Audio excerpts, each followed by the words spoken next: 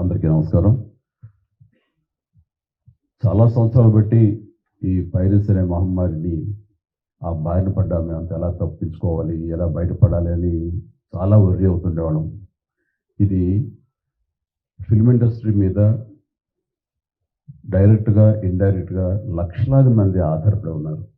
ఇది ఒక స్టార్స్తో, పెద్ద డైరెక్టర్లతో, పెద్ద నిర్మాలతో కాదు. ఇది ఒక లైట్ బాయ్ దగ్గర నుంచి, చిన్న మేకప్ మ్యాన్ దగ్గర నుంచి, థియేటర్స్ దగ్గర గేట్ కీపర్ దగ్గర నుంచి ప్రతి ఒక్కరు ఇండస్ట్రీ మీద ఆధారపడి ఉన్నారు. ఇంతమంది కష్టాన్ని ఒకడు అప్పనంగా వచ్చి దోచుకుంటుంటే, దౌర్జన్యంగా వాడు ఎదురు సవాళ్ళు ఇసురుతుంటే ఇది తట్టుకోలేని పరిస్థితి.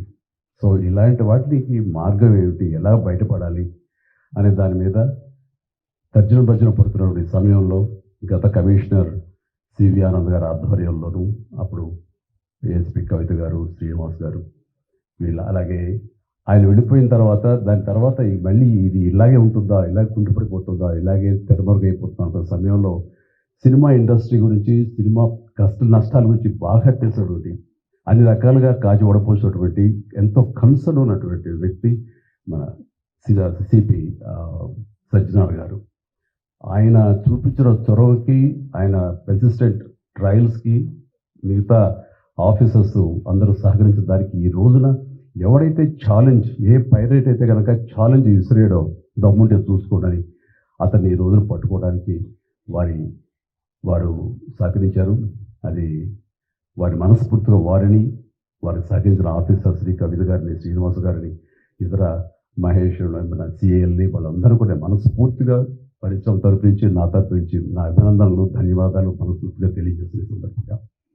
అండ్ ఆ తర్వాత ఇది ఇలాగే ఆగిపోకుండా కొనసాగే విధంగా పరిశ్రమ ఒక్కటిగా ఉంటూ, ఆ రోజు సినిమా తీసావు, రిలీజ్ అయిపోయింది, దాన్ని మన బాధ లేదు అనుకోకుండా ప్రతి ఒక్కరు కూడా ఇది మన పరిశ్రమ, ఇటు ఎంతో లబ్ధి పొందాము, దీనివల్ల మనం అభివృద్ధిలోకి వచ్చాము, దీన్ని కాపాడవలసిన బాధ్యత మన అందరికీ ఉందని ఒక సంఘటితంగా ఒక్కటై పోలీసు వారిని ఆశ్రయించి వాళ్ళ సహకారం తీసుకుంటూ, వాళ్ళకి మనం కాంప్లిమెంట్ చేస్తూ ఇలా ఒకరొకరు సమన్వయపరుచుకుంటే కనుక ఖచ్చితంగా ఇది ఏదో రోజుకి ఇది రూపుమాపడానికి మన ప్రయత్నం మనం చేయొచ్చు.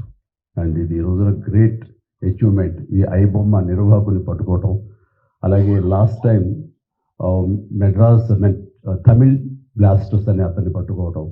అలాగే లాస్ట్ టైం మనకి సివి ఆనంద్ గారు చెప్పిన దాని ప్రకారం ఒక 22 ఏళ్ల కుర్రవాడు, ఇంటర్మీడియట్ చదివిన కుర్రవాడు, బీహార్ నుంచి, వాడు దాదాపుగా ఎన్నో వందల సినిమాలు వాడు పైరసీ చేసి ఎంతో పెద్ద నష్టం కలిగించాడు.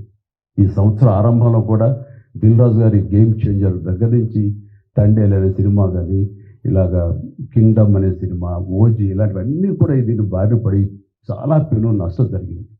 రేపు పొద్దున్న రాజమౌళి గారు చాలా పెద్ద సినిమా తీయబోతున్నారు. ఆయన అలాంటి వ్యక్తి మూలంగా మన తెలుగు సినిమా ఖ్యాతి ఖండాంతరాలకి వెళుతుంది. అలాంటి జరుగుతున్నప్పుడు ఇది పెను సవాల్గా ఉంటుంది, పెను ముప్పుగా ఉంటుంది కూడా మనకి. సో మమ్మల్ని అర్థం చేసుకున్నారు, మా బాధను అర్థం చేసుకున్నారు. ఇవన్నీ సాధించాల్సింది ప్రభుత్వాలు, అక్కడ పోలీస్ డిపార్ట్మెంట్లు. సో వాళ్ళు చేసి చక్కగా చేసి ఎంతో సమర్థవంతంగా సహకరించి ఇది రాబట్టినందుకు మనస్ఫూర్తిగా మరొకసారి ధన్యవాదాలు తెలియజేసుకున్నాను. జై హింద్.